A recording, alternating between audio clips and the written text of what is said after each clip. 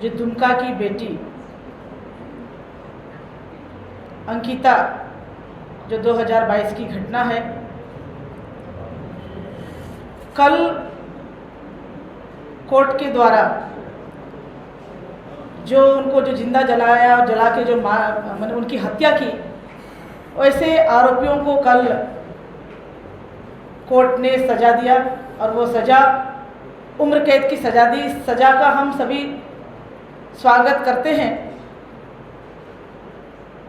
जो सज़ा दिया गया फास्ट ट्रैक कोर्ट के माध्यम से, उसका हम स्वागत करते हैं, किंतु इस स्वागत के साथ साथ सरकार से हम आग्रह भी करेंगे कि जब वो दुमका में उसके साथ जो घटना घटी और दुमका के बाद इलाज के लिए रिम्स लाया गया, रिम्स में जब हम लोग मिलने गए थे, उस समय मैं भारतीय जनता पार्टी महिला मोर्चा की प्रदेश अध्यक्ष थी।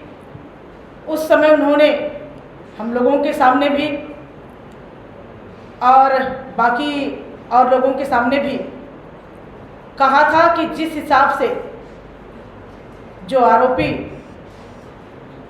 उनको तड़पा के मारे हैं, उन्हें फांसी की सज़ा हो। तो हम सरकार से यह आग्रह करते हैं कि हाईकोर्ट में अपील में जाएं और इन अपराधियों को के लिए फांसी की सज़ा की मांग करें। ये फांसी की सज़ा के लिए आगे प्रोसीड करें, ये हम उसके आग्रह करते हैं। हम इस फैसले का स्वागत तो करते हैं, लेकिन स्वागत के पीछे जो भयावह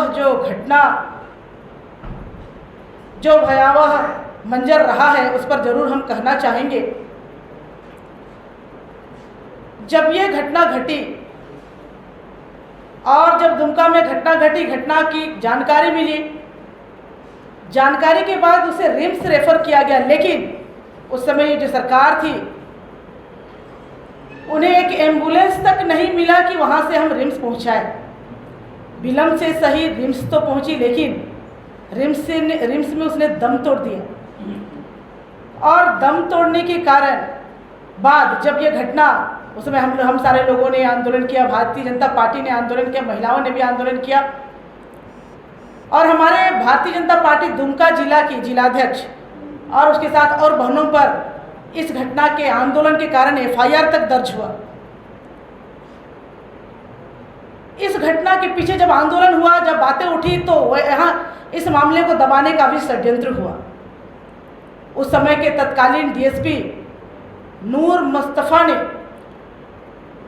इस बहन के उम्र को बालिग जो आरोपी शाहरुख जो है, उस शाहरुख को नाबालिग बनाने में लगातार लगे रहे और उसको नाबालिग करके ये षड्यंत्र जो हमें दिखाई देता है, तो ये लग रहा था कि ये कहीं ना कहीं इनकी एक षड्यंत्र है कि हम कैसे इन आरोपियों को बचाने का ही एक षड्यंत्र था।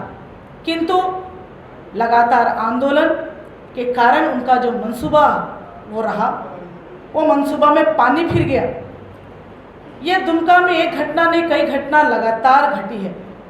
आप अंकिता के बाद देखिएगा, डीएसपी नूर मुस्तफ़ा, सरकार से मैं पूछना चाहूँगी कि जो डीएसपी नूर मुस्तफ़ा ने जन्म की तिथि के साथ जो छेड़छाड़ किया, बदलने का प्रयास किया, उस पर सरकार ने क्या कार्रवाई की? शाहरुख के बंगला घुसपैठिए अंसार उल बंगला, जो बांग्लादेशी घुसपैठी संगठन से जुड़े होने के प्रमाण मिले हैं, इस अंसार उल बंगला के साथ वहाँ के जो लड़कों को ट्रेनिंग दिया जाता है और ये सिखाया जाता है कि यहाँ के भोले भाले महिलाओं को टारगेट करके उनके साथ संबंध जोड़ो, लव जिहाद के माध्यम से उसको प्रेम जाल में फंसाओ और उनका सब कुछ लूट लो। ये प्रमाण होने के बावजूद भी उस पर क्या कार्रवाई किया? कई ऐसी घटनाएं, उस पर भी कोई कार्रवाई नहीं हुई। संध्या टोप्पो की घटना पर क्या कार्रवाई हुई? तो ये जो बातें हम सारे लोगों ने किया, इतनी जो घटनाएं 6,500 की घटना जो हुई, इस पर चुप क्यों रहे? और बहुत सारे ऐसी घटनाएं, चूँकि अंकिता वाले में तो हो गया, लेकिन बाकी चीज़ जो घटनाएं जो नहीं बोलेंगे या कम रहेंगे, कमज़ोर रहेंगे, गरीब रहेंगे, उस पर क्या कार्रवाई सरकार नहीं करेगी? तो मैं ये कहना चाहूँगी कि ये जो घटनाएं हैं, महिलाओं के ऊपर जो घटना घटी है, लव जिहाद के माध्यम से, तुष्टीकरण के माध्यम से जो घटनाएं घट रही है, इस पर कार्रवाई हो। अंकिता के मामले में हम चाहेंगे कि सरकार वास्तव में जो मरते समय अंकिता ने कह के गई थी कि जिस प्रकार हम मर रहे हैं, जिस प्रकार हम तड़प रहे हैं, उनके हत्यारों को भी फांसी की सजा हो।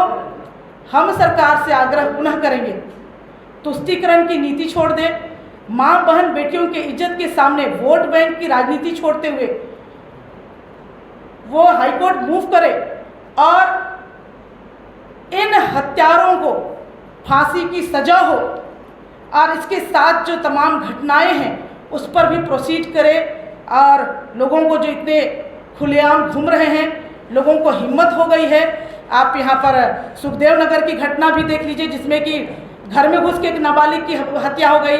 कलकांके की घटना देखिए, भीड़ ने एक महिला को बांधकर पीटने की घटना। तमाम बातों पर त्वरित कार्रवाई करते हुए लोगों को घटना पर कार्रवाई करें और जो दोषी है दोषी पर को सजा मिले, ताकि लोगों पर भरोसा है।